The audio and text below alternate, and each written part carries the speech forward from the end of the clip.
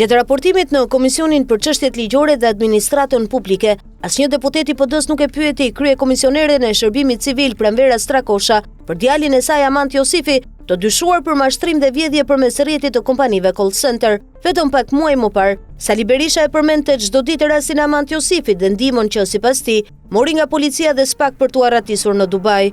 Hetimet e bllokuara për ortakërinë me Ulsi Ramën e kanë kthyer dosjen në çështje të heshtur. Deputetët e PD-s nuk reaguan, duke ndjekur vijën e heshtjes së udhëheqjes së tyre, ndërsa edhe SPAK ka shmangur çdo veprim për ekstradimin nga Emiratet e Bashkuara.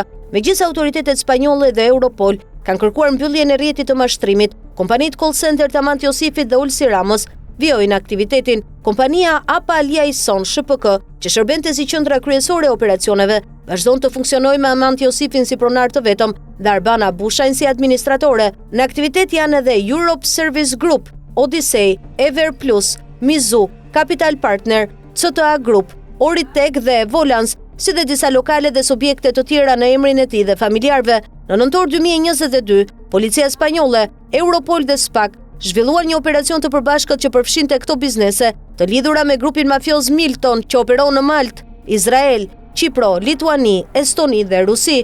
Pas aksionit, SPAK njoftoi për arrestime dhe sekuestrime, por Amant Josifi u lejua të largohej, ndërsa Ulsi Rama nuk u përfshi në dosje. As në Agjencinë e Pasurive të Sekuestruara dhe as në QKB nuk ekziston asnjë vendim për bllokimin e kompanive apo pasurive të familjes Josifi.